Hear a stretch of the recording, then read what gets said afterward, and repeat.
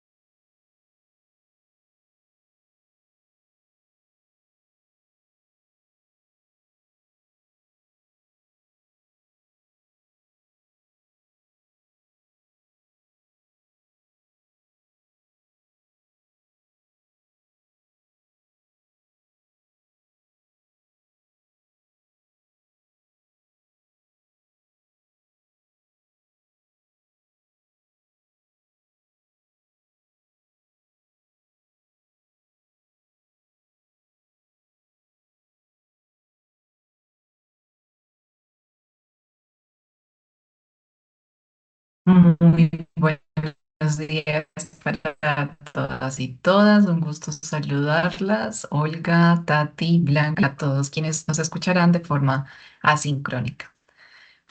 Me gustaría Buenos días, confirmar, por profe. favor, si me escuchan sin ninguna dificultad. Sí, señora. Buenos días. Perfecto, muchísimas gracias. Bueno, antes que nada, darles la bienvenida a esta electiva número 2, la cual se titula DUA y Educación Inclusiva. Voy a compartir mi pantalla, permítanme un segundo.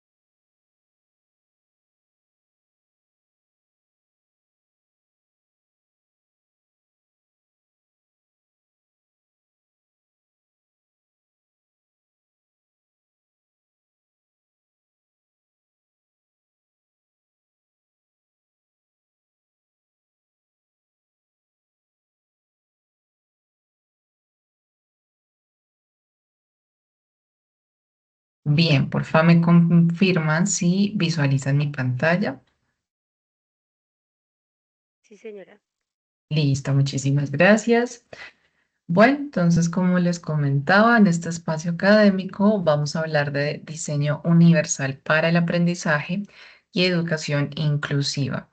Mm, a veces, cuando hablan de DUA, lo traducen como diseño universal del aprendizaje, pero siempre es para el aprendizaje.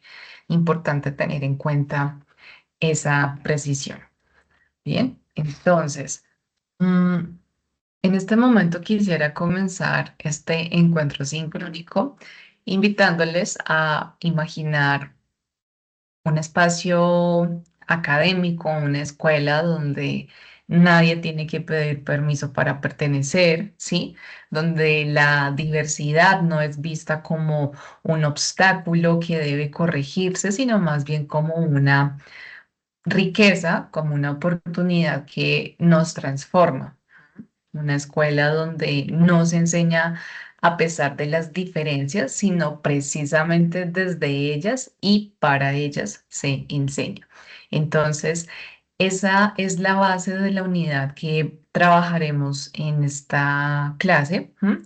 Y se centra específicamente en comprender que la educación inclusiva no es una estrategia añadida ni una atención diferenciada para casos particulares, no, es un enfoque, podríamos llamarlo sistémico, es una manera de concebir el sistema educativo en su conjunto, ¿m? Porque atraviesa nuestras culturas escolares, nuestras políticas institucionales y también nuestras prácticas pedagógicas. Entonces, este enfoque está directamente alineado con el marco del diseño universal para el aprendizaje o como también se le dice, DUA, ¿m? Que viene a ser una propuesta que fue promovida o es promovida por el CAS, que es el Center for Applied Special Technology, ¿no? Que, bueno, es un centro de tecnología especial aplicada desde el 2011 allá en Estados Unidos. Entonces, mm, gran parte del DUA lo que hace es proponer que el diseño de los entornos, los programas, los currículos y los servicios educativos debe hacerse desde el principio con la diversidad en mente. ¿M? Entonces, no se trata de adaptar luego, sino de diseñar desde el principio, desde el inicio, con la certeza de que no existe un estudiante promedio. Esa es básicamente como la idea de la cual debemos partir. El Ministerio de Educación Nacional en nuestro país retoma esta idea y define el DUA como un diseño de productos, de entornos, programas y también de servicios que puedan ser utilizados por todas las personas en la mayor medida posible, sin necesidad de adaptación posterior. O en otras palabras, se trata de una propuesta pedagógica que hace accesibles y significativas las experiencias de aprendizaje para todas y todos los estudiantes, ¿m?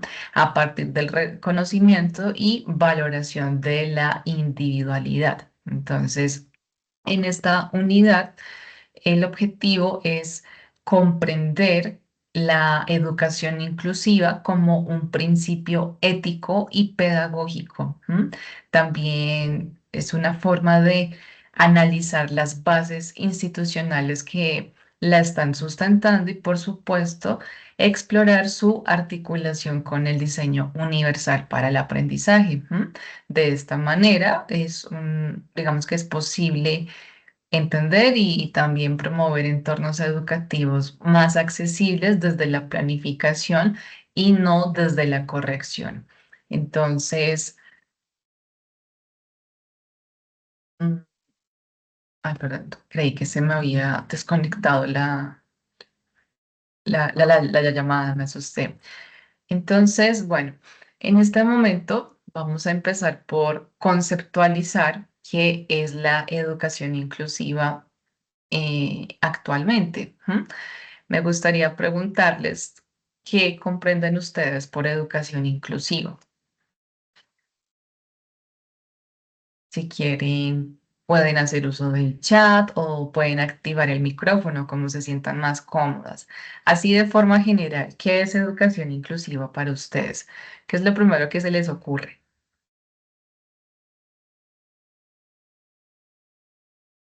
Profe, yo creería que la educación inclusiva es la que permite que todos los estudiantes alcancen sus competencias en el nivel que cada uno lleva, ¿sí?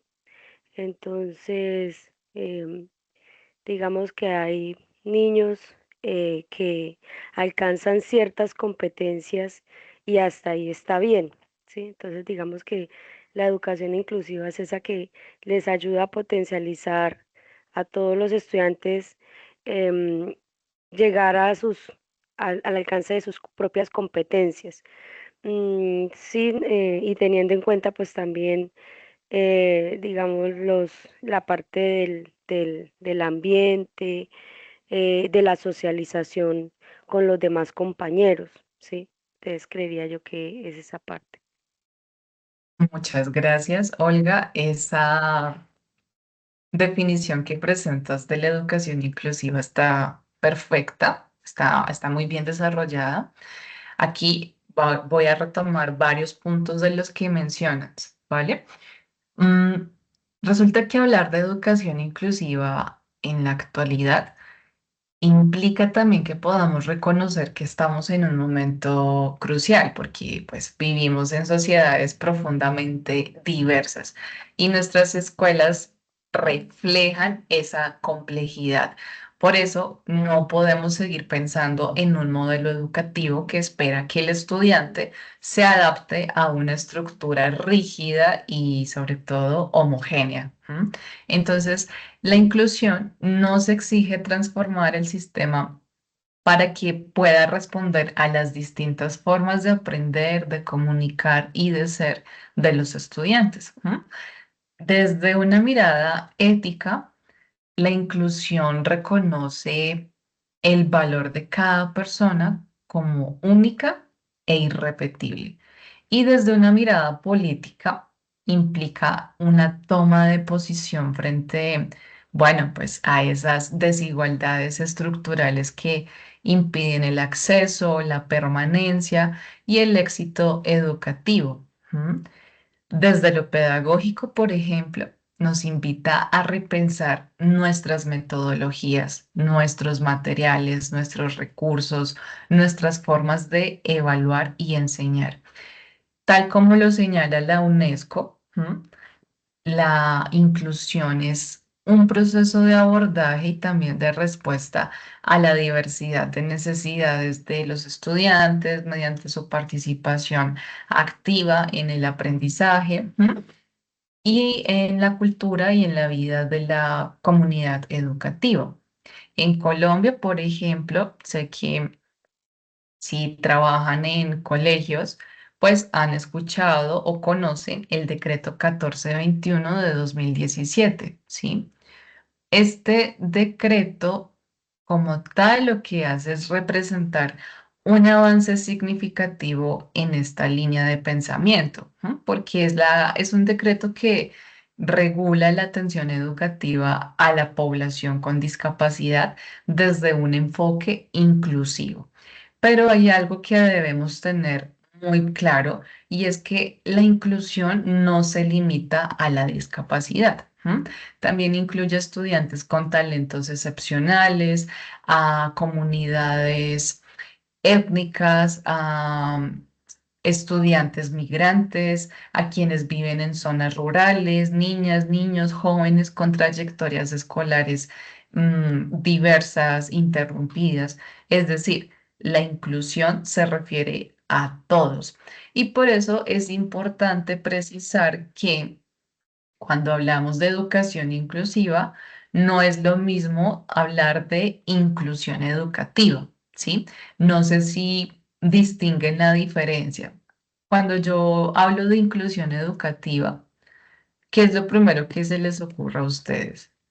Aquí trazando como esa diferencia entre inclusión educativa y educación inclusiva. ¿Cómo podrían distinguirla ustedes?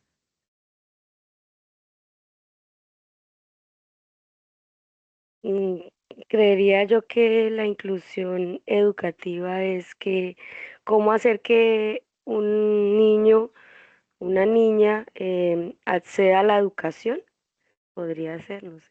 O sea, que llegue a estar vinculado dentro del proceso educativo y como darle como ese acompañamiento para que esté dentro del colegio, dentro de las instituciones. Ok. Listo, muchísimas gracias, Olga. Bueno, por ahí va la idea. Esta definición o diferenciación que haces corresponde más a la educación inclusiva, ¿sí? Cuando se escucha o vemos por ahí inclusión educativa, quiere decir que es el estudiante quien debe adaptarse al sistema educativo, a la institución, a la metodología de los docentes, ¿m?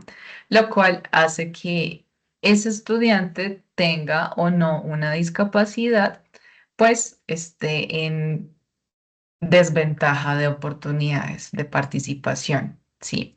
Mientras que cuando hablamos de educación inclusiva, pues tal como lo hemos venido definiendo, hace que sea el sistema, que sea la institución y los docentes quienes adapten la diversidad, pero para ese o esos estudiantes. Entonces, en una es porque el estudiante va al sistema y en la otra es porque el sistema se adapta a las necesidades de ese estudiante, para que lo tengan en cuenta. Entonces, recordemos también que la inclusión va más allá de la discapacidad, abarca la diversidad de todos los estudiantes, incluyendo talentos excepcionales, etnias, migrantes y aquellos de zonas rurales o con trayectorias escolares diversas e irregulares. ¿M? Entonces, bueno.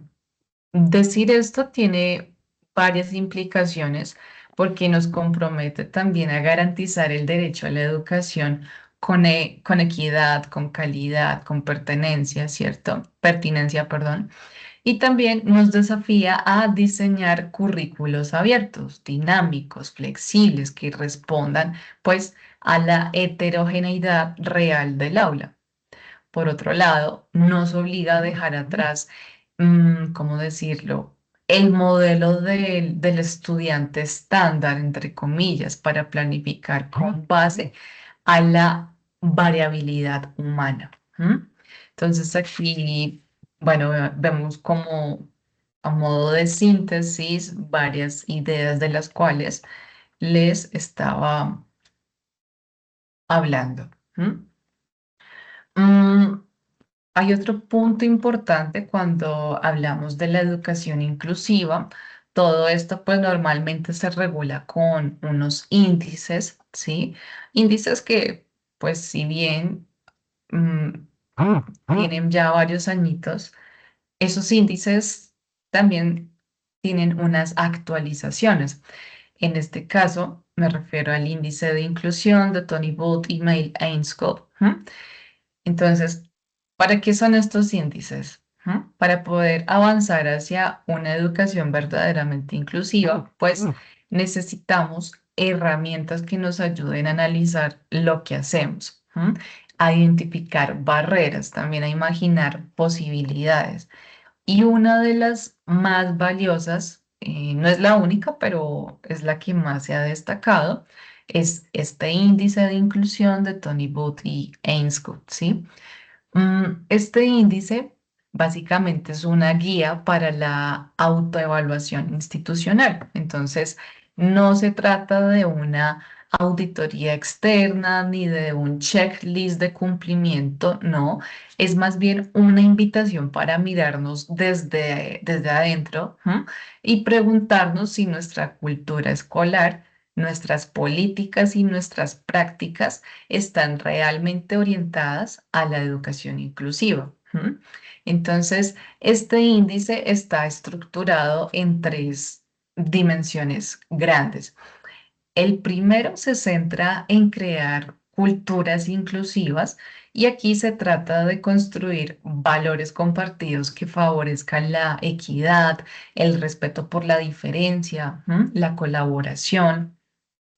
También hay otra dimensión que tiene que ver con estructurar o, bueno, establecer esas políticas inclusivas. Y esto se refiere a que las decisiones institucionales, desde la gestión hasta la formación docente, deben promover la participación de todos y todas. ¿M? Y una última dimensión tiene que ver con desarrollar prácticas inclusivas. Entonces, esto implica que revisemos cómo enseñamos, cómo evaluamos, qué materiales usamos, cómo organizamos el aula. Entonces, este índice se puede utilizar como un instrumento diagnóstico, como marco de mejora, de referencia o como una brújula para poder innovar. Lo más valioso de este índice es que nos permite involucrar a todos los actores educativos, desde los directivos, docentes, estudiantes, familias. Y un ejemplo concreto podría ser imaginarnos una institución donde los estudiantes con discapacidad pues no participan en las actividades extracurriculares. El índice, en este caso, puede ayudarnos a identificar si se trata de una barrera cultural. mm, por barrera cultural me refiero a creencias sobre lo que puede hacer o no un estudiante con discapacidad. También nos permite identificar aspectos ya en términos de lo político, es decir, si es por falta de recursos o normas. O por otro lado, si tiene que ver más con un tema de tipo práctico pedagógico, como las actividades que no están adaptadas para ese estudiante. Entonces, a partir de ahí es que se diseñan las estrategias, tutorías entre pares, propuestas accesibles y espacios más flexibles. Listo. Entonces, ay, pero creo que se me... Permítanme. Un segundo. Ah, no, mentira, sí, sí, sí, está bien. Listo. Mm, Cuando hablamos de generación de políticas institucionales inclusivas, podríamos pensar en que la inclusión, perdón, no se logra con buenas intenciones únicamente, ¿verdad? Necesitamos decisiones estratégicas, políticas claras, sostenidas y especialmente coherentes. Cuando hablamos de políticas, lo ideal es que esas políticas no se queden en el papel, sino que orienten la vida cotidiana de las instituciones. En Colombia, pues como ya lo había mencionado hace un momento, contamos con referentes clave como el decreto 1421 de 2017, los lineamientos del Ministerio de Educación Nacional. Y bueno, está todo el marco internacional de la Convención sobre los Derechos de las Personas con Discapacidad. De las Naciones Unidas. Entonces, una política institucional inclusiva debe contemplar como mínimo estas características. Primero, la formación docente. Me refiero a una formación permanente en inclusión, en diversidad. Otra característica importante tiene que ver con los ajustes razonables en los currículos, ¿sí? Centrado pues en las metodologías, en las evaluaciones. Otro aspecto tiene que ver con la accesibilidad física, la comunidad, bueno, hablándolo también en términos de accesibilidad digital. Tiene que ver básicamente con toda la arquitectura donde estudia una persona que tiene una discapacidad o es un talento excepcional, etcétera, etcétera. Y por otro lado, pues también hablamos de la participación activa de las familias y de los mismos estudiantes en la toma de decisiones. Entonces, crear una política inclusiva no es una tarea exclusiva de los equipos directivos, sino que es un proceso que debe construirse de forma participativa con corresponsabilidad, con diálogo. Ahora, cuando hablamos de culturas institucionales inclusivas, mm, también podríamos tener en cuenta que incluso ni la mejor política será efectiva, ¿cierto? Si no existe una cultura escolar que la sustente, que la soporte.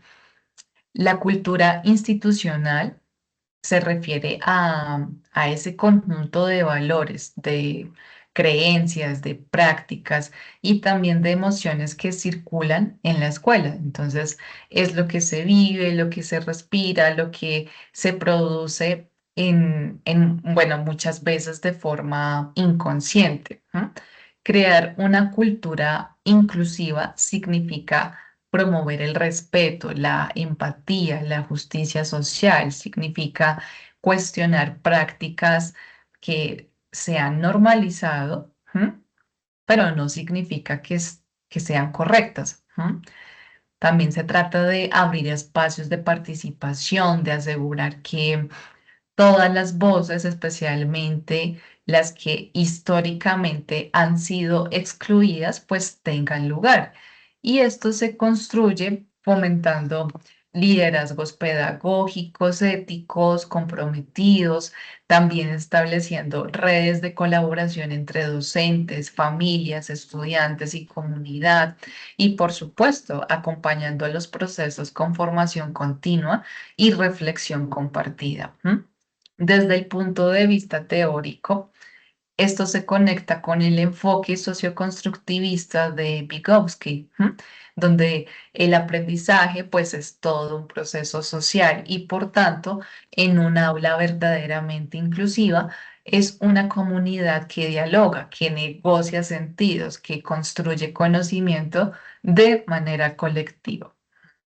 Ahora, todo esto cohesionado, ¿cómo nos permite desarrollar prácticas inclusivas? Porque todo esto debe materializarse en las prácticas concretas dentro del aula, bueno, fuera del aula también. Las prácticas inclusivas podemos definirlas como aquellas que nos posibilitan cuando, bueno, posibilitan que el aprendizaje de todas y todos esté centrado en sus potencialidades y no a pesar de sus diferencias, sino más bien gracias a ellas.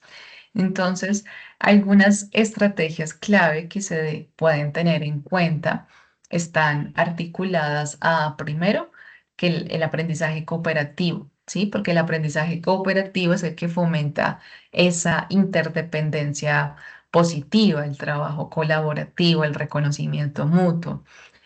Otro aspecto tiene que ver con el DUA. El DUA viene a ser el marco de planificación porque nos permite anticipar barreras, diseñar opciones variadas desde el inicio.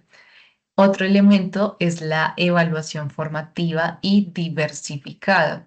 Y por otro lado está el uso de las TIC de forma accesible, materiales multimodales, entornos flexibles. Todo esto se articula con el enfoque desde el CAS, ¿sí? Recordemos que el CAS es el que es una organización estadounidense que dio origen al diseño universal para el aprendizaje. ¿M? Entonces, basándose en hallazgos de las neurociencias y en la experiencia acumulada en educación inclusiva, lo que hizo o sigue haciendo el CAS es proponer tres principios importantes que deben guiar todo el diseño pedagógico. ¿M? Entonces, aquí hablamos en un primer punto de proporcionar múltiples formas de representación. ¿A qué se refiere esto? Pues no todos percibimos o comprendemos la información de la misma manera. ¿M? Algunos estudiantes acceden mejor al contenido visual, otros al auditivo, ¿m? Otros necesitan apoyos textuales como gráficos. Entonces, el objetivo es asegurar que todos puedan entender. ¿M? Por otro lado, está este, este principio orientado a proporcionar múltiples formas de acción y expresión, ¿m? Porque, bueno, no todos demuestran lo que saben de la misma forma. Algunos escriben, otros hablan, otros crean, otros representan y el DUA promueve que ofrezcamos opciones para que cada estudiante exprese su aprendizaje desde sus fortalezas. Y el tercer principio tiene que ver con proporcionar múltiples formas de compromiso, ¿m? Porque la motivación también es diversa. Algunos se involucran desde el juego, otros desde el desafío, otros desde el vínculo emocional. Entonces necesitamos entornos que generen interés, persistencia y sentido. ¿M? Un ejemplo aplicado podría ser suponer que trabajamos una unidad sobre, no sé, historia contemporánea, lo estoy inventando. Podemos presentar el contenido como bien sea una línea de tiempo visual, un video animado, un podcast histórico narrado y para evaluar el aprendizaje podríamos ofrecer la posibilidad de escribir un ensayo, crear una infografía, ¿m? Participar en un debate oral. Entonces, todo esto en un entorno donde el estudiante puede elegir, donde puede organizar su proceso y puede sentir, pues, su manera de aprender hace que se vuelva un acto legítimo. ¿M? Ahora, cuando hablamos de, bueno, pues del fortalecimiento institucional en torno a esas tres dimensiones, mm, sí, en torno a estas tres dimensiones, pues para que todo esto se sostenga en el tiempo, necesitamos fortalecer la institución en su conjunto, ¿sí? Porque no basta con acciones aisladas o proyectos individuales, ni mucho menos de buenas intenciones que son dispersas, porque hace falta una articulación profunda entre la cultura, la política y la práctica. ¿M? Ahora, si tenemos una buena política, pero una cultura escolar que excluye, pues esa política no se puede aplicar. Si tenemos prácticas maravillosas, pero sin respaldo institucional, esas prácticas se caen, se agotan. ¿M? Si tenemos una cultura que esté orientada al respeto, pero sin una estructura ni recursos, pues ese respeto sencillamente se pierde. Entonces, algunas estrategias para este fortalecimiento tienen que ver con la capacitación en capacitación y formación continua del personal, ¿cierto? O bueno, de todos los actores educativos con un enfoque de diversidad. También hablamos de equipos de apoyo interdisciplinarios como los docentes de apoyo, los educadores especiales, orientadores, terapeutas, etcétera, etcétera. Otro punto importante tiene que ver con la gestión curricular siempre y cuando esté basada en DUA. Y finalmente, también hablamos de, pues, gestionar en términos curriculares esa participación comunitaria y lo que se conoce como gobernanza compartida. ¿M? ¿Qué conexión tiene el DUA y el CAS? Pues el DUA como marco metodológico es la vía para hacer de la inclusión una realidad, ¿no? Porque nos da herramientas para planificar con diversidad, para la diversidad, para enseñar con, o más bien, para enseñar desde la equidad, ¿m? Para acompañar desde el respeto y el CAS como organización, como institución, nos ofrece un respaldo teórico y práctico que está basado en evidencia, en experiencia y sobre todo en ética educativa.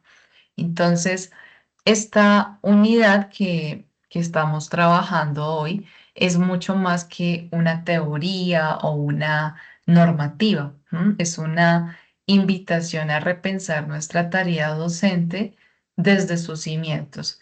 Entonces, también se trata de comprender que cuando diseñamos para todos, pues no solo incluimos a quienes han sido marginados, sino también enriquecemos el aprendizaje desde la diversidad, ¿sí? Desde todas esas diversidades.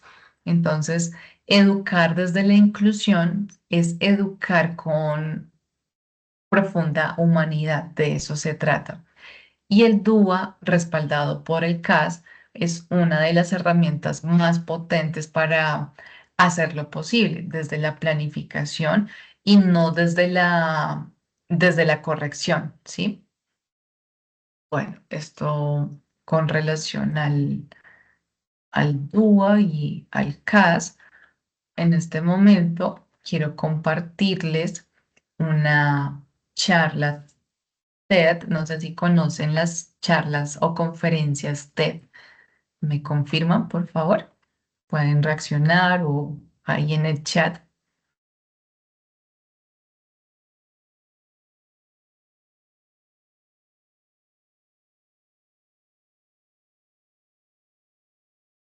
Listo, perfecto. Muchas gracias. Bueno, de pronto para quienes no conocen este portal de charlas TED, es un portal que se dedica a divulgar información científica. ¿M? Aunque bueno, no solo habla de ciencia, también habla de otros temas relevantes. Entonces, vamos a visualizar esta charla TED. ¿M? En este caso, la conferencista se llama Kyla Dessler. Vamos a ver unos elementos que se articulan con entornos y estrategias desde el DUA. ¿M? Entonces, por favor, me confirman si pueden escuchar el audio de este video.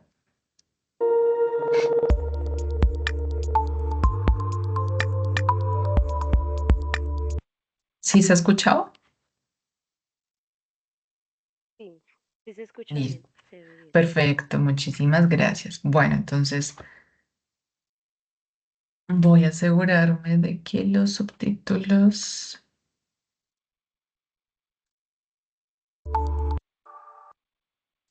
On the first day of school this year, I had a Permítanme un segundito, qué pena.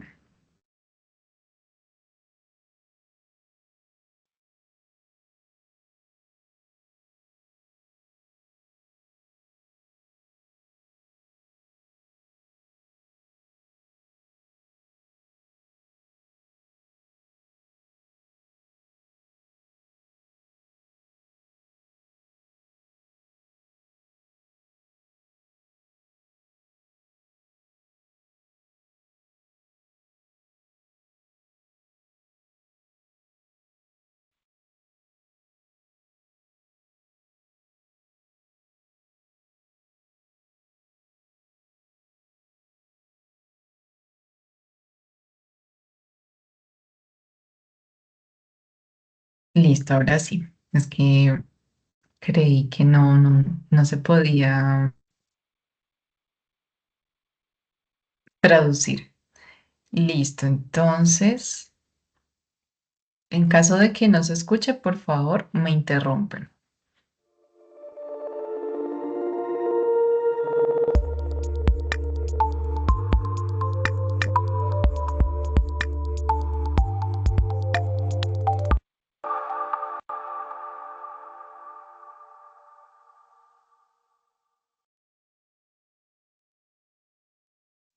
On the first day of school this year, I had a little boy get up in my face and he screamed at me.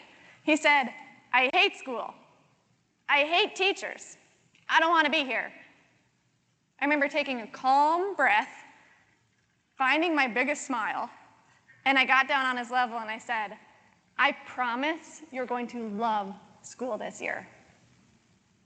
If we take a look at classrooms over the past 70 years, we're seeing the same types of classrooms and the same types of learning environments spanning up to 70 years. It is my goal to continually revitalize learning and the classroom. This is a picture of my classroom this last school year. I see classrooms differently. These are some of my students. I see my students differently, and I see the way that they learn differently. The results I get are incredible. As teachers and educators, we must embrace the students of today to reimagine tomorrow. First, we must wonder how we can release the power. For as long as schools have existed, teachers have been the main source of knowledge in the classroom. Teachers are the gatekeepers for pretty much everything that happens in the classroom. We're in charge of everything that students do or don't do. As teachers, let's not misuse this power. In 2015, we have far more resources available at our fingertips than ever before. This gives us the ability, as teachers, to make our classrooms less teacher-centered and more student-centered. Let's embrace that. Teachers don't need to master every single app or every single tool before we hand it over to students. In my classroom, I like to use a students teaching students model. So I will give an app or a tool to a student. I will have them learn how to use it, and then I'll have them go teach all of the other students and myself how to use that app. Teachers don't need to master it all. Let's get kids involved with projects like Genius Hour. Genius Hour is actually based on Google's 20% policy, where kids would actually get 1 hour a week to study things that they are passionate about, instead of telling them things that they have to learn every single day. This really gives kids ownership in their learning, and it makes it very relevant to them. This also means that lots of the time, my students are going to know more than me. That's awesome. Embrace their knowledge, and they'll embrace their learning. Second, we must wonder how we can embrace purposeful technology. Using technology just for the sake of using technology is wasteful. If it doesn't transform your classroom or your teaching or your learning, just skip it, don't use it. If the same project can be done using paper or pencil, it's not transforming your classroom. always, always, always start with your purpose. If something is boring on paper, it's still going to be boring when you put it on an iPad. Let me tell you what I mean by that. If I give my students an addition worksheet on paper, they are going to think it is mind-numbingly boring. They're going to stare at me. If I take that same addition worksheet and I put it on an iPad, guess what? It's still mind-numbingly boring for them to do. Okay? Boring things on paper are still boring when you put them on an iPad. ¿Quieres un trabajo gratificante, a distancia y bien pagado? Consíguelo con Triple Ten, un bootcamp. Even apps have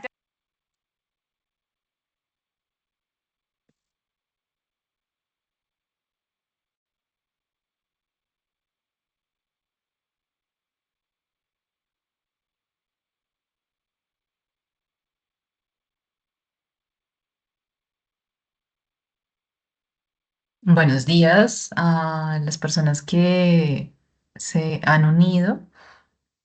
El enlace era el mismo del encuentro de lunes. Como solamente nos vemos 2 horas semanales, era el mismo enlace. different purposes Profe, now. pero Some apps are skill-based and nosotros ingresamos al enlace que había en el sábado. Pero ¿A no cuál? Perdón. el que Buenos aparece días. el sábado. Sí, señor, allí en calendario aparece en la parte de abajo el link para la clase del día de hoy. Y apareciera otro y estábamos reunidos varios compañeros y nada de clase. Uy, bueno, de pronto, ese sí fue un error ya de plataforma porque no, yo no generé otro enlace. Me disculpo sinceramente con ustedes. Seguramente fue un fallo de plataforma porque dejé el mismo enlace para no confundirlos. Me refiero al mismo enlace del único encuentro que tenemos semanalmente, ¿sí? Entonces, no, les ofrezco mil disculpas. Mm, Voy a revisar en un momento la configuración de la plataforma también para reportarlo.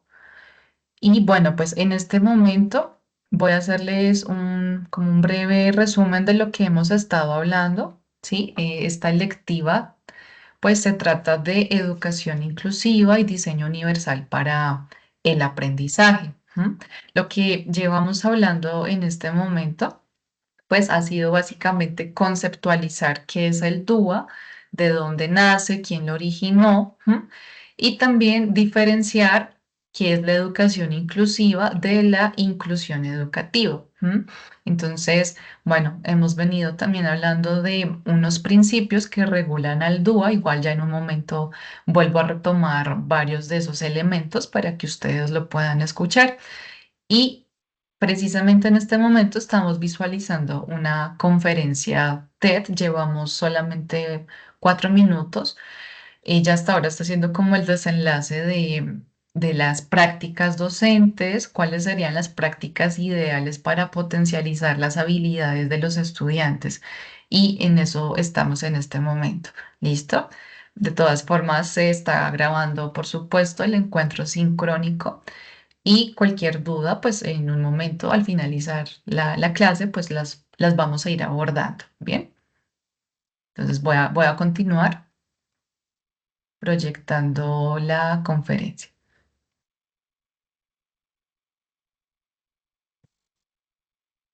repetitive, while other apps are actually project-based. Let's turn kids loose to go create something and not just play games. If you actually have to leave your classroom to go to like a computer lab, the technology is not at the point of instruction. Let's get technology in the hands of kids when they need it and where they need it. This is a picture of a little girl in my class that I had this last school year. Her name is Milena. And Milena is following along right now with a classmate's recording of the book that she is reading. She scanned a QR code taped to the back of that book to access this recording. This app transformed my reading block. This app helped instill a love of reading and a sense of pride among my students. Not to mention my reading fluency scores improved exponentially. Third, we must wonder what my mentor once told me. He said, Kayla, don't feed the fears. Schools are still banning cell phones. Principals are still banning cell phones from teacher-staff meetings. Schools are even building what they call these things, cell phone hotels. This is a real thing. Let me tell you how this works. So when kids come to school in the morning, they check their cell phone in at the cell phone hotel. Okay? At the end of the school day, when they're leaving, they go home, they get to check their cell phone back out of the cell phone hotel. We have more technology in the palm of our hands now than what put man on the moon. Yet we're telling our students, leave your technology at home. Keep your mobile device in your locker. Are you hiding a cell phone? Did you check your cell phone into the cell phone hotel? What are we doing?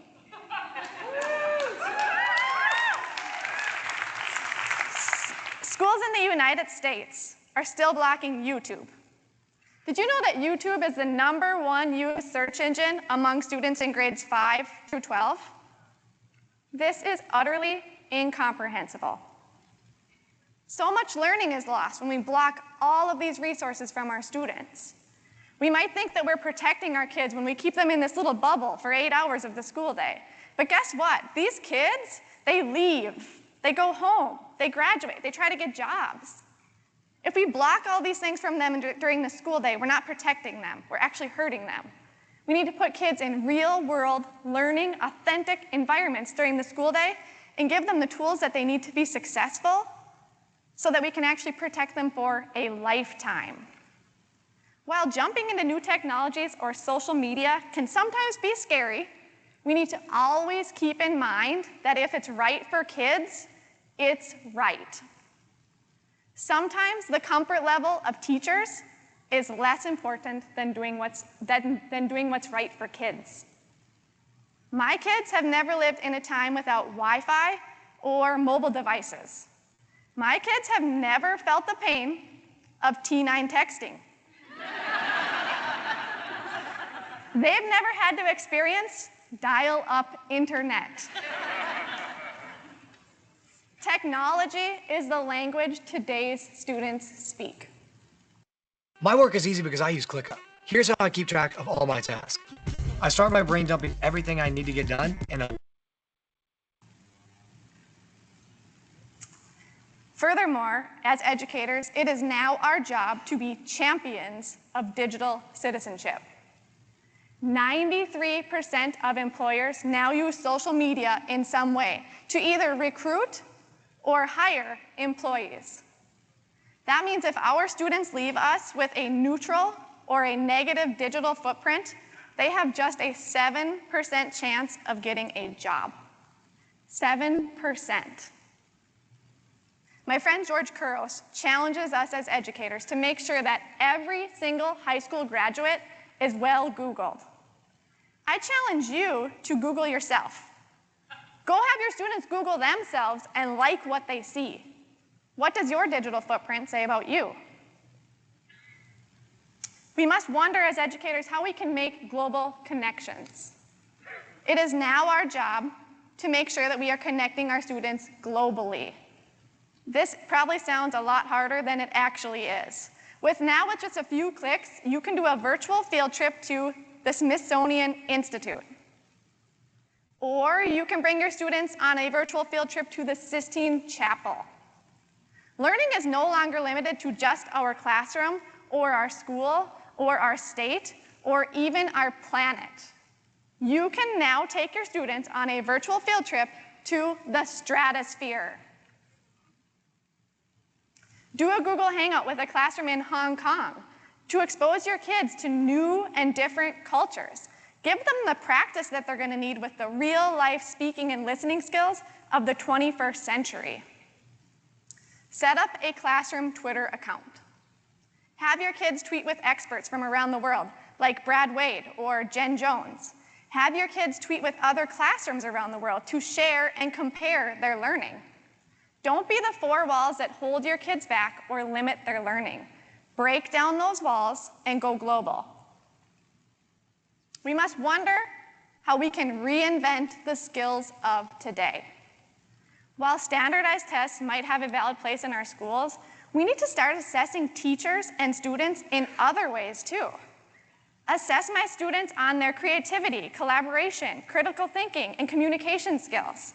Assess my kids on their grit and how they're able to find success through failure. Assess my kids on their digital literacy skills and other skills that they're going to need when they graduate to be successful employees, citizens, and innovative individuals in the real world. Assess me on how well I prepared my kids for their future when they leave my classroom.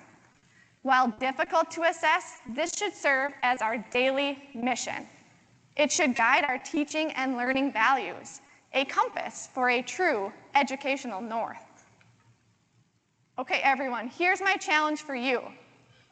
We are now 15 years into the 21st century. We need to make sure that our schools and our classrooms are as engaging, responsive, and dynamic as the world around us. Do you remember that little boy that I talked about at the beginning? Well, his name is Christian. He came to me that first day of school, literally wanting to be any place else in the world but my classroom. Well, on the last day of school, Christian was crying out of control.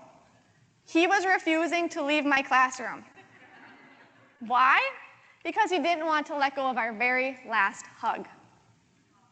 Pretty different than the first day of school. For the first time in his life, Christian loved school. He loved coming to school. He loved learning. He loved everything about being with me. I saw amazing growth, not only in Christian, but in the rest of my students as well. What doesn't often get talked about, though, is the impact that my students have made on my life. Every day, my students taught me about humility and being a real and authentic person. They taught me to have tons of patience.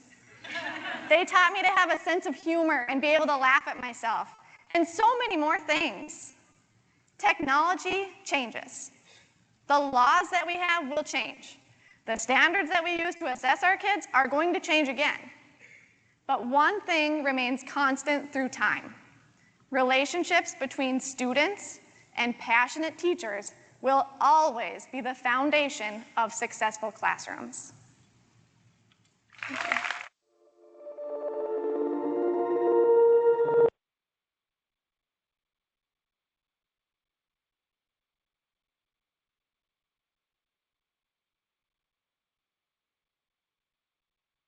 Bueno, entonces estábamos visualizando esta charla TED de Kayla Delser. ¿M?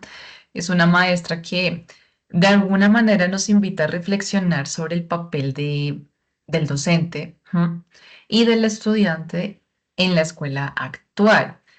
Hay algo que me parece muy valioso de esta conferencia y es cómo nos va mostrando, a pesar de que el mundo cambia a una velocidad impresionante, pues muchas aulas siguen siendo prácticamente las mismas que hace décadas.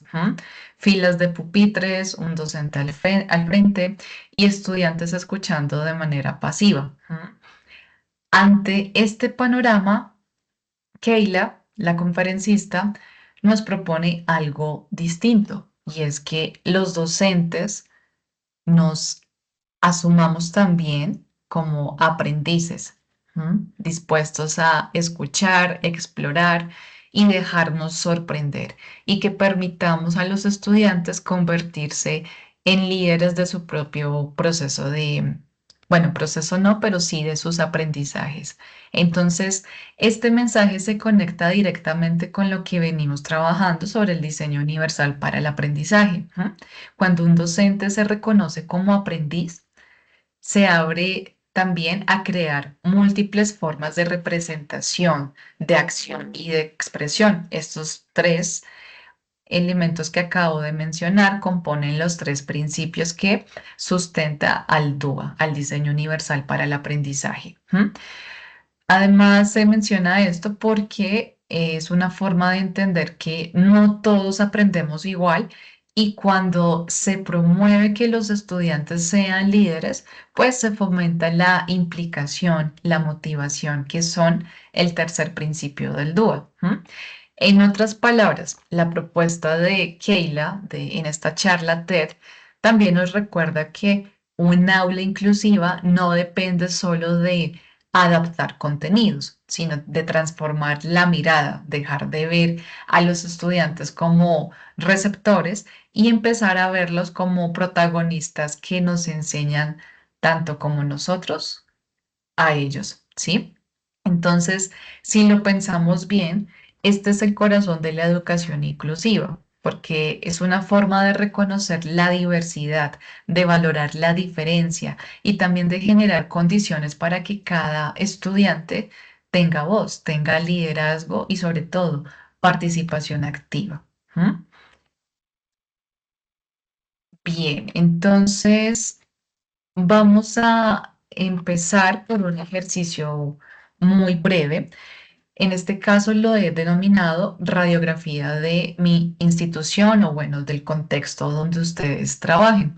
Voy a generar unas microsalas, ¿sí? En este caso quiero que, si bien pues hasta ahora nos estamos adentrando a estos conceptos y a las dimensiones de la educación inclusiva, las dimensiones que maneja la educación inclusiva tienen que ver con la cultura inclusiva, la política inclusiva y la práctica inclusiva. Entonces, ¿qué va a hacer cada grupo? Cada grupo, pues, va a hacer como una, entre comillas, una revisión, ¿sí? De la institución donde trabaja. Entonces, ¿qué se evidencia con relación a cada una de esas dimensiones en términos de cultura inclusiva, en términos de lo político y de las prácticas? Por cultura, me refiero a cómo son esas actitudes hacia la discapacidad, hacia los talentos excepcionales, hacia estudiantes con trayectorias diversas o interrumpidas, estudiantes migrantes. Todo eso hace parte de la diversidad. Y por eso hablamos también de culturas, de pronto esos imaginarios que están arraigados y creemos que en el caso de un estudiante con discapacidad, creemos que puede aprender de cierta forma o no, o llega hasta cierto punto. Todo eso encierra lo que conocemos como cultura. Y por políticas, pues tiene que ver con esos lineamientos que se materializan, ¿cierto?, en las instituciones. Si hay un marco orientador que regule estos procesos de inclusión. Y las prácticas, pues se refieren a esos procesos de adaptación de las metodologías de enseñanza, las formas en que evaluamos a nuestros estudiantes. Entonces, dicho esto, vamos a responder a estos tres interrogantes. ¿Qué evidencia concreta hay en mi institución, perdón, en cada dimensión? ¿Qué desafíos persisten y qué podríamos transformar usando los principios de, bueno, este último interrogante no lo vamos a usar, solamente nos vamos a centrar en los dos primeros. Igual al interior de cada microsala voy a dejarles las preguntas. ¿Listo?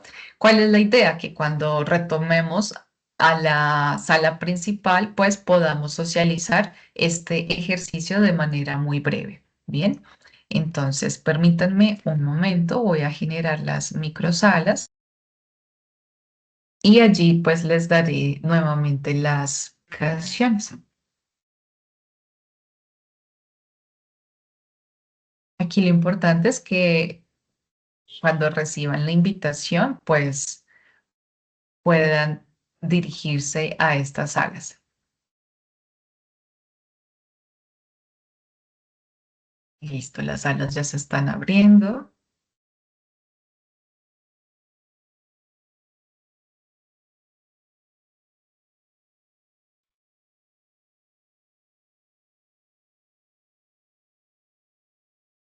En el caso de las personas que aparecen con correos externos, por defecto Teams no les permite unirse a microsalas, ¿sí? Mi sugerencia es que puedan retirarse y al ingresar como Teams les da una previsualización de la videollamada, allí también les permite cambiar de cuenta.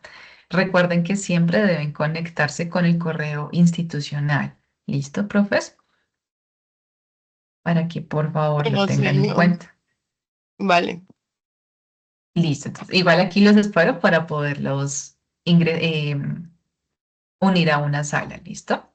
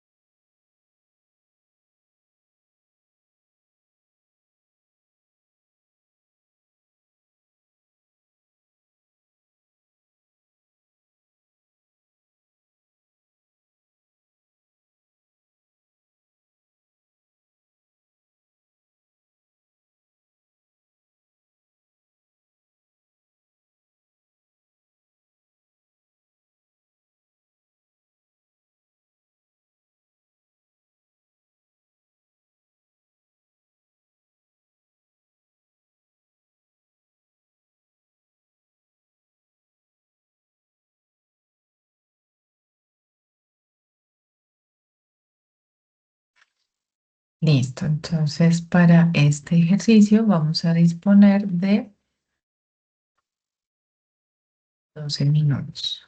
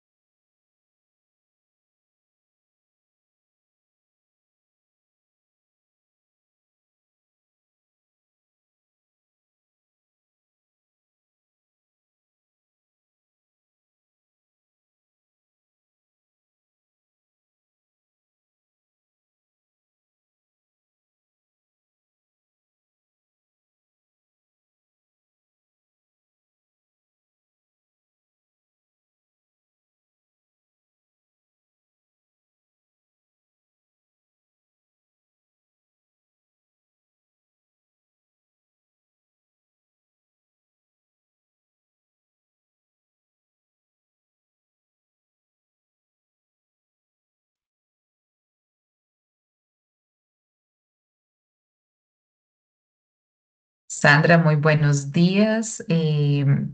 Me sigues apareciendo con una cuenta externa, entonces me es imposible añadirte a una sala. Sin embargo, si te parece bien, te comparto aquí cuál es el ejercicio que vas a desarrollar. ¿Te parece bien? Que es el mismo que están haciendo tus compañeros.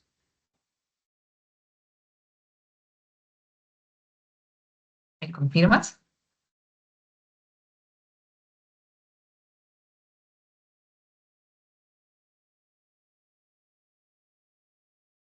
Bueno, creo que no me escuches.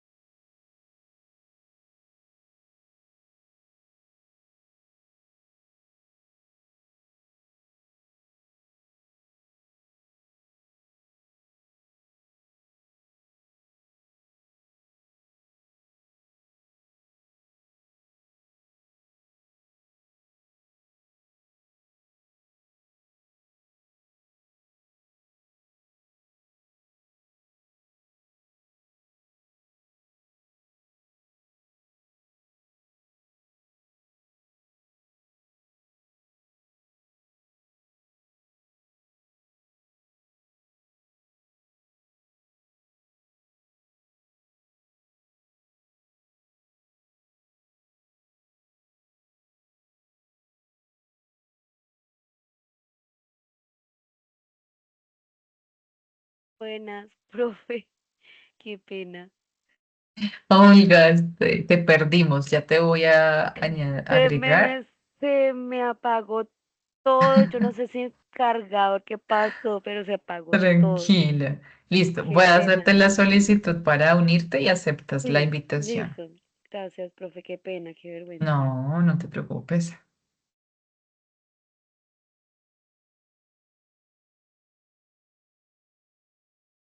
Bueno, y te estoy llamando, esperemos.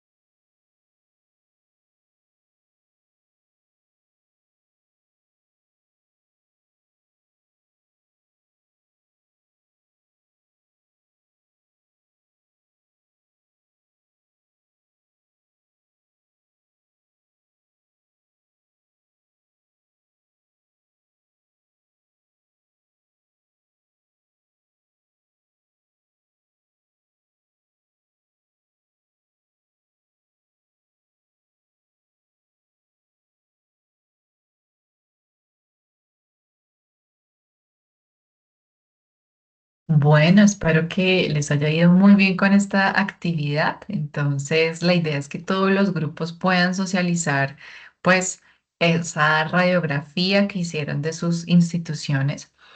Entonces, no sé qué grupo le gustaría empezar. En la sala uno, por ejemplo, estaba Roquelina, Adriana, en la 2 estaba Astrid, Olga, Juliana, y en la sala 3 estaba Wilson y, bueno, está, voy a decir el apellido Ríos porque no me sale aquí el nombre. Jaime, profe, Jaime Leonardo. Jaime, ay, muchas gracias, qué pena contigo. Listo, mis estimadas y estimados. Entonces empecemos así de forma breve, qué fue lo que hicieron, ¿ah? ¿Qué fue lo que analizaron de sus contextos de trabajo? Listo, mi profe, puede ser en el grupo 1. Perfecto. Tengo aquí un Word, pero no sé cómo, no, o no sé, un Word Ah, que trate de puedes ir compartir escribiendo. pantalla si O lo quieres. meto en el chat, ¿cierto? No, vamos a ver si puedo. Tal, Qué pena, pero sí, voy a tratar. sí, no, tranquila. Si puedes añadirlo, adjuntarlo en el chat, sería maravilloso y nos vas, junto con tu compañera, nos vas socializando.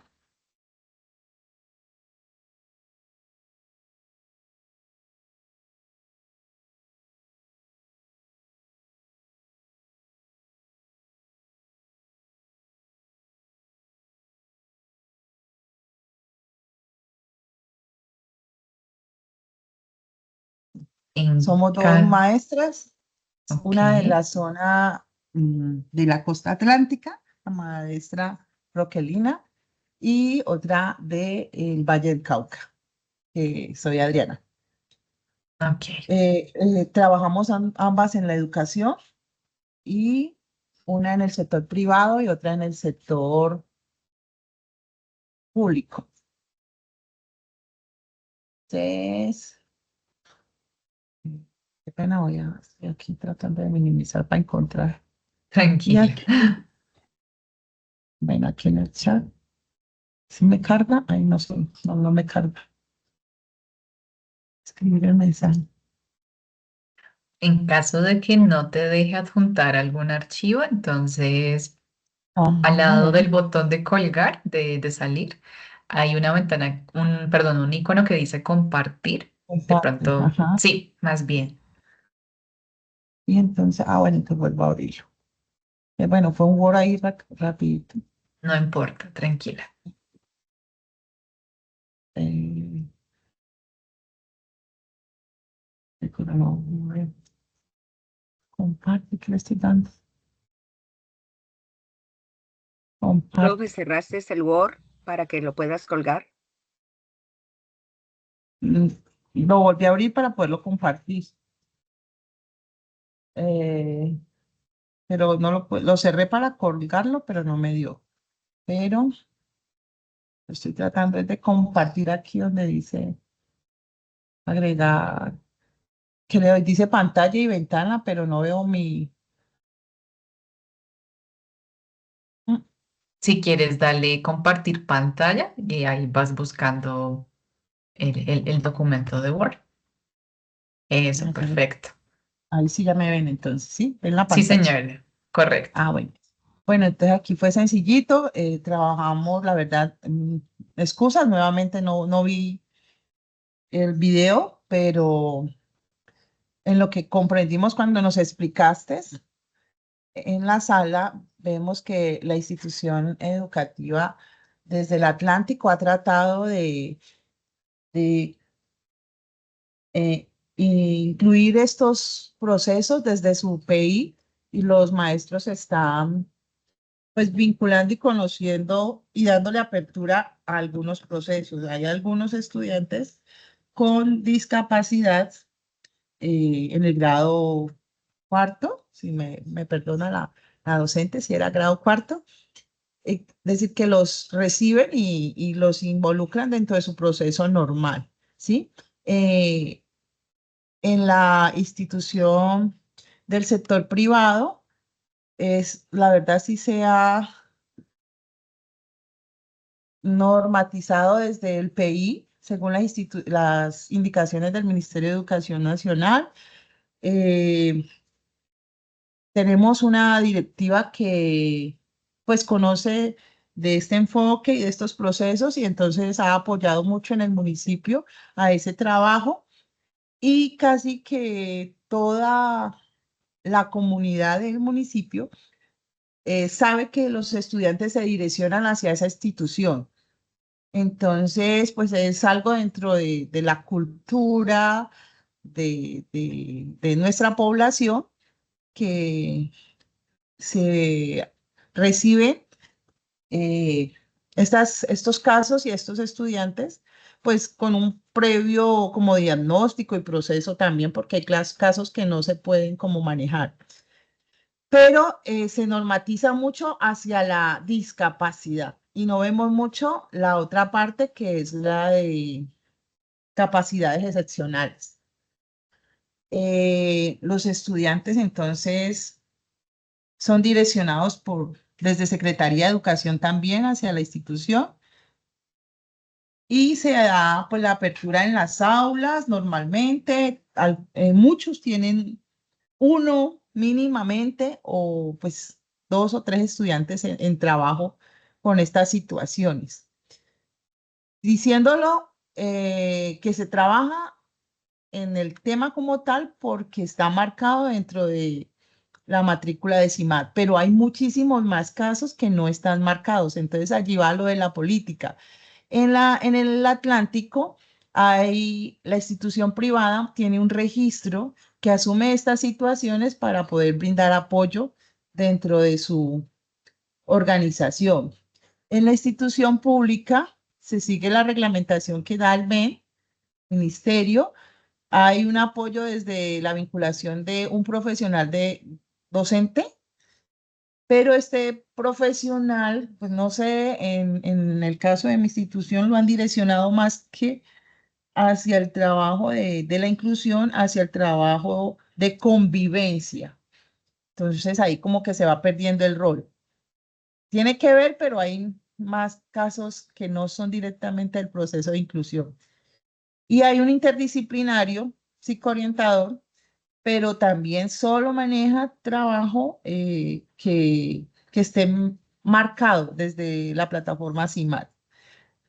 Y es muy mínimo en los estudiantes con estas situaciones que están marcados en el CIMAD, porque no hay un diagnóstico pues, o un proceso que se le está haciendo y quedan muchos por fuera de ese apoyo. Entonces, en la parte política, por allí, pues creemos comprender que está haciéndose de esa manera.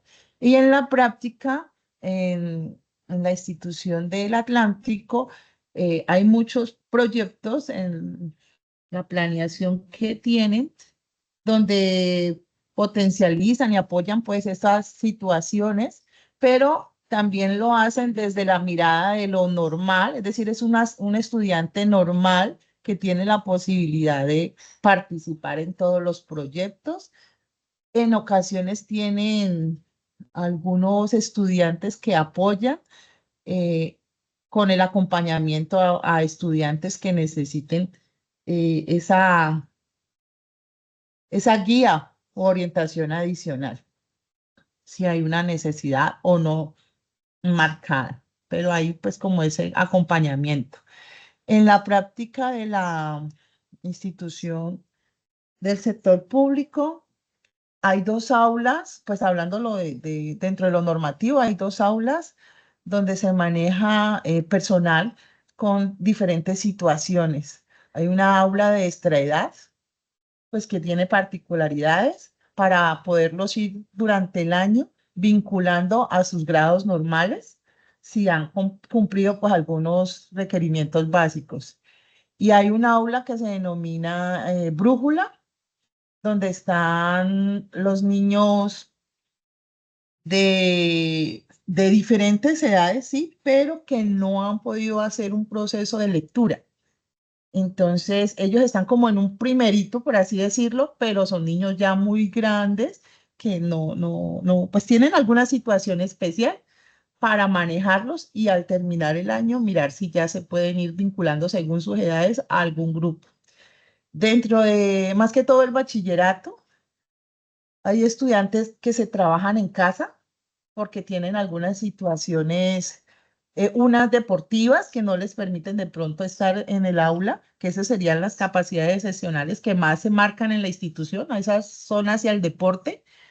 Hay algunas situaciones de matemáticas también en capacidades excepcionales, no las sé muy bien, pero sé que hay un trabajo con ellos. Y hay pues otros requerimientos ya por salud, por médicos, especialistas que deben ser manejados en casa. Y también hay niños pues muy marcados con el Down o el autismo que están dentro del aula regular, pero ellos tienen acompañamiento de de la parte de salud. Las EPS hacen como un apoyo a estos chicos y tienen un profesional anexo, no de la institución, sino de la parte de salud que va a las aulas de clase con ellos para hacerlo más regular. Eso ha sido como el proceso que tenemos en las dos instituciones. Pues no es muy similar, pero sí estamos vinculándolos como dentro de lo que se está marcando, ¿no? En el aula. Ujú. Y si Súper. volvemos un poquito como ya lo general de la práctica cultural, la verdad, está la parte también ajena, que decimos sí, somos inclusión, aquí tenemos apertura a todos, pero sabemos que hay una resistencia. Nosotros ya estamos de edad, ya no podemos trabajar con tantos niños y la verdad es difícil, es muy difícil, pero pues hay algunos que dicen, pues eso que estoy diciendo, ¿no? No es que yo esté en esa palabra, sino que estoy retomando palabras Sí. que se escuchan. Ya no, yo ya no puedo con eso. Hay resistencia, hay resistencia. Y algunos, pues que asumen estos procesos son retos bastante eh, difíciles porque el maestro está en el aula solo, la verdad, y con un personal amplio que tiene diferentes situaciones que nos complica un poquito realmente hacer un buen trabajo o, no, o llevarlo a a la vinculación como si fuese, perdón la palabra, normal. Sí, un Ujú. estudiante más que se atiende como se atienden todos. Entonces, es difícil, es muy difícil, creo yo, para las instituciones que tratan de hacer este proceso si no tenemos estos profesionales que se marcan aquí en esta explicación. Son dos para una institución que tiene 3.200 estudiantes, Ok. 4 sedes educativas, entonces no hay capacidad. Ese sería Todo como el mal. resumen. No sé si mi profe, mi compañera está allí y va a aportar algo, o aquí igual están las palabras de ella también. Gracias. A ti, muchísimas gracias, Adriana. Bueno, no me. Ay, perdóname, creo que iba a hablar. ¿Vas a hablar o...? Ah, no, no era para salirme ya, dejar de compartir eso. Ah, ok. Gracias. Listo. Bueno, no, bastante rigurosa la matriz que crearon. Mm, de esto se trata el ejercicio, de poder identificar o tener como un registro general sobre, bueno, cómo vamos en términos de inclusión en nuestras instituciones, ¿sí? Poder identificar sus fortalezas, debilidades, cómo estamos entendiendo las dimensiones de la educación inclusiva, que son la cultura, política y práctica. ¿M? Me gusta mucho que hayan integrado el proyecto educativo institucional que de alguna manera transversa no solo lo cultural, sino también lo político. ¿M? Entonces, bueno, allí ya han presentado varias ilustraciones frente a esa radiografía de los contextos de trabajo donde están. Y claro, como les comentaba también en una parte de la clase, ¿no? No basta con que hayan políticas y esas políticas o esos marcos orientadores se quedan en el papel. ¿M?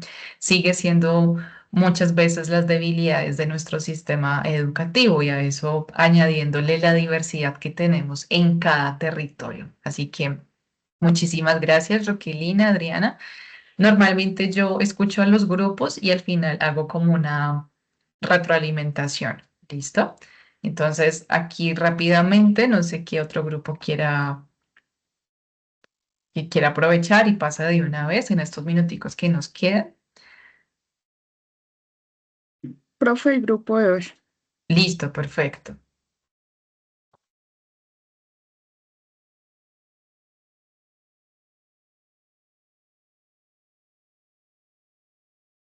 Les cedo la palabra a mis compañeras. ¿Me confirman si están viendo la pantalla? Se puede visualizar, sí, señora.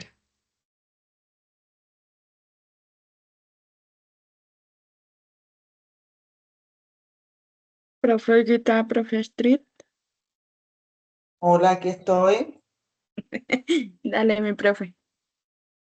El problema es que estoy desde el celular y no alcanzo a ver esa letra. Bueno, ay, espérenme, acomodo porque yo sinceramente no veo. Bueno, aquí nosotros, el grupo 2, indagamos, yo estoy en la parte del Catatumbo, norte de Santander, específicamente en el municipio del Tarra. En la parte, trabajamos mucho los valores en nuestra institución, ya que ahí se violan, pues, perdonen la redundancia, se violan mucho esos valores. La parte de inclusión, nosotros tenemos una inclusión más que todo con los habitantes de la zona del país vecino que es Venezuela. Estoy en clase, papi.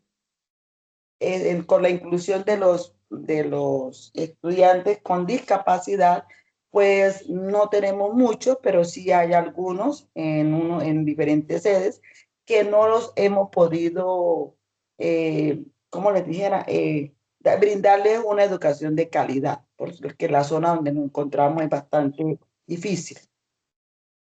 Ponemos poca, como decía la tutora, la doctora Diana, mucha política, pero poco obra, ¿no? Papel, papel, papel, pero en realidad no tenemos acompañamiento. Tenemos un psicólogo, pero casi no va a las sedes por el miedo a que de pronto le pase cualquier cosa y no va. Y de la parte de que del DUA nos mandan son requerimientos, papeles, pero no tenemos como esa capacitación de cómo hacerle llegar al estudiante.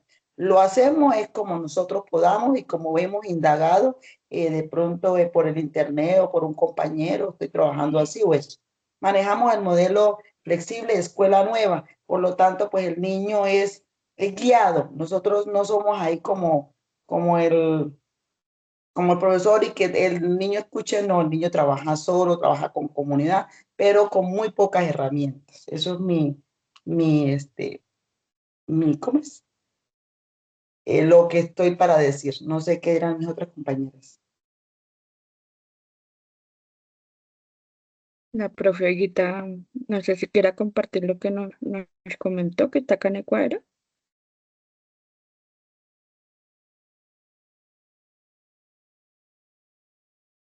Bueno, de pronto ahorita ya estaba con problemas de conectividad. Sí. Les comparto. Entonces, la profe Olguita decía que en la institución educativa tienen una plataforma que adquirió el colegio. Ella mencionaba que quizás cuando hay personas que no pueden asistir por motivos de enfermedad, entonces el colegio facilita a través de plataformas virtuales como ese acceso a la educación y desde ahí hay como un componente importante de la flexibilidad para poder eh, permitir que todos estén con la información actualizada de esa parte educativa. Nos decía que igual a la propia Street, desde la Secretaría de Educación de Cundinamarca, que pues todo está como muy plasmado desde el documento, desde el deber ser, desde lo que se espera que sea la práctica inclusiva en la docencia, pero que si falta más compromiso, más capacitación, brindar más herramientas al cuerpo docente de las instituciones educativas, específicamente también desde la parte de Cundinamarca. Y nos decía que el colegio de ella, donde la profesora está, Hay una parte importante de trabajo de la parte tecnológica, no alcanzó como a profundizar esa parte para que nos explicara un poquito más. Y también añadió que los niños que se encuentran en condición de discapacidad son enviados o se trabajan con la parte de orientación docente para la flexibilización de los currículos con base en esos diagnósticos y las caracterizaciones de los estudiantes. Entonces, a partir de ese trabajo como individualizado, ya después este docente orientador convoca al docente titular, a la familia y les cuenta como cuál es ese plan de trabajo como más flexibilizado para el desarrollo pues, de la etapa escolar del niño o niña que necesite eso. Y no me deja pasar acá la presentación. Señor Guillermo. Regálame un momento. Dale, tranquilo. Ya.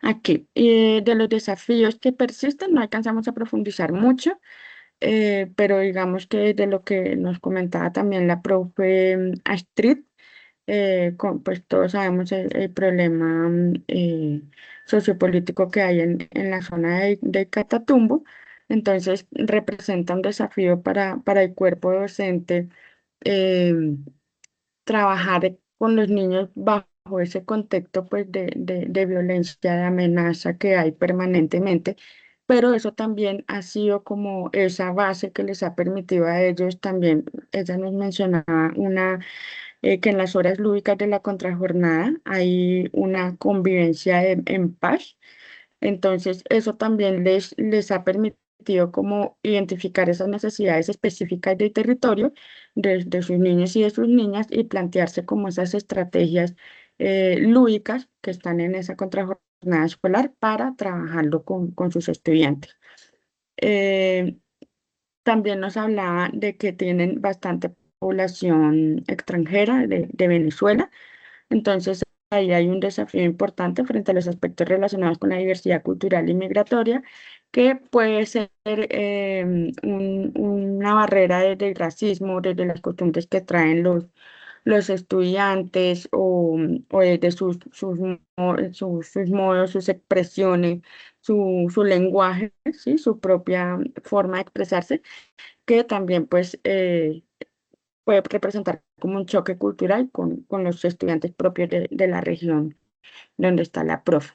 Desde la política inclusiva, pues el reto o el desafío de que haya un mayor alcance, unas mayores estrategias para que los docentes sean más capacitados, dicho propiamente de las secretarías territoriales, y que ahí casi que lo que pasa es que quien esté como interesado en fortalecer esos conocimientos les toca así generar estos procesos de educación complementaria, especializaciones, cursos, diplomados, etcétera. Los recursos económicos que pues sabemos que presupuestalmente pues en colegios públicos los recursos muchas veces son limitados, las infraestructuras tampoco son como las más prestas para poder generar unos procesos educativos como más fortalecidos y esto también relacionado con esa parte tecnológica de plataformas, de herramientas, de la misma capacitación docente. Y desde la práctica inclusiva se podría decir que hay todavía, se puede evidenciar en algunas instituciones educativas, algunos docentes que todavía pues les representa un desafío tener dentro de su salón de clases estudiantes que presenten alguna condición de discapacidad y casi que permanentemente son docentes que están como remitiendo a la docente de inclusión o los orientadores escolares porque se les dificulta que ese niño o esa niña pues esté en adaptabilidad y en armonía como en el mismo proceso educativo, formativo, bajo esa misma línea. Entonces, sigue siendo como todo muy correlacionado con esa parte también de capacitación, pero también como de ese rol docente donde se interesa por formarse y hacer esos procesos de autogestión. Eso fue lo que alcanzamos a hablar en el grupo, profe. Muchas gracias. Perfecto. No, muchísimas gracias a ustedes, Astrid, Olga y Juliana. Está perfecta esa matriz. Bueno, aquí vamos teniendo una mejor panorámica de no solamente de las instituciones o contextos donde trabajan, sino en general del sistema educativo, cómo está el sistema en términos de inclusión y podemos evidenciar pues las particularidades, quizás algunas instituciones están más avanzadas en materia de inclusión que otras. Pero bueno, nos falta un grupo, sin embargo, quiero que por favor tengan presente esta matriz que desarrollaron en esta clase. Vamos a retomarla en el próximo encuentro sincrónico y en ese encuentro pues voy a hacer ya como la cohesión con base a todo lo que han dicho. Me quedaría pendiente el grupo de Wilson y de Jaime. Entonces con ellos retomamos la otra clase y así ya puedo dar el cierre de este tema. ¿Listo? Quiero agradecerles por su participación. Estos aportes son muy valiosos. Realmente quiero disculparme nuevamente por de pronto la confusión que hubo con el enlace de conexión a esta clase. Mm, pero bueno, pues igual de haber nombrado otro enlace del sábado, hubiera mencionado en los anuncios. Y bueno, dame un segundito un segundito y ya te doy la palabra. Para que lo tengan en cuenta, el día de hoy se habilita la evaluación a partir de la 1 de la tarde. La corro desde hoy hasta el martes para que tengan tiempo. ¿Y sobre qué va a ser? Sobre lo que hemos hablado el día de hoy. Voy a compartirles también la presentación que usé en el encuentro sincrónico. Allí está todo lo que hablamos. Hay ejemplos, hay bibliografía también para que puedan consultarla.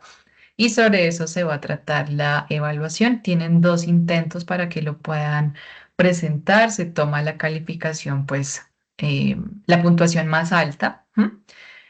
Y por otro lado, recordarles que el lunes pues nos veríamos común y corriente en nuestro encuentro sincrónico. Esta semana fue por el festivo. Entonces, ¿cuál sería el enlace del encuentro sincrónico? El mismo que aparece en el calendario, el del día lunes.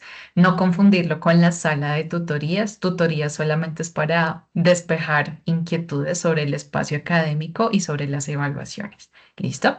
Ahora sí te doy la palabra, Roquelina.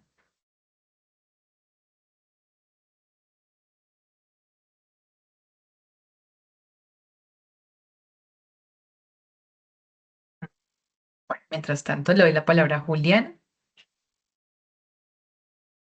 Profe, buenos días. Una preguntita respecto a la evaluación. Estaría basado en lo que trabajamos esta es la primera clase, ¿cierto? Sí, En el igual en general en todo este encuentro, entonces, bueno, la universidad en este momento está presentando dificultades de almacenamiento con OneDrive. Espero que se sincronice con OneDrive la grabación o de lo contrario me toca subirlo a YouTube. Entonces, pues sí les pediría un poquito de paciencia mientras logro subir la grabación en el transcurso de esta mañana. Con base a eso, pues es la evaluación. Por eso también les voy a compartir esta presentación de Genially. Y voy a compartirles de pronto otro documento como un artículo para que también puedan cohesionarlo con la evaluación, ¿vale? Listo, profe. Vale, muy amable, muchas A gracias. ti. Bueno, mis estimadas y estimados, Profe, una cuéntame, Astrid. preguntita. Todo lo que nos va a compartir, ¿no lo va a compartir por el chat? No, queda en material complementario y la grabación sí queda en recursos ¿cómo es que se llama? En recursos, perdóname. Es que tengo la versión antigua de Blackboard, entonces me confundo. Las grabaciones quedan en el contenido del curso. Yo voy a crear aquí otro módulo, otra pestaña para subir las grabaciones y En cuanto al material complementario, pues se va a denominar así tal cual, listo, en los contenidos del curso. Igual Profe, ahí, otra pregunta. ¿No dime. habrá oportunidad que sean las clases los sábados? Es que en la zona donde estamos el internet es bastante malo. Y queda uno a veces mejor así porque donde estamos en la casa, pues ya el internet es más Sí. bueno y puede interactuar uno en clase con los compañeros y eso. Pues lo que pasa es que lo de hoy sí realmente fue por una excepción del festivo, porque normalmente las clases se hacen de lunes a viernes. En ese caso tendrías que, pues lo más viable sería que vieras las grabaciones, por lo que ya fue una programación que se envió a la dirección y no, pues no se puede cambiar a Street. ¿Mm? Ah, listo, profe, ¿Listo? gracias. Bueno, no, a ustedes. Bueno, mis estimadas y estimados, muchas gracias por todo. Espero que tengan un excelente fin de semana. Atentos a la información que voy subiendo al aula virtual y nos vemos el lunes en clase. Un abrazo y que estén muy bien. Hasta pronto.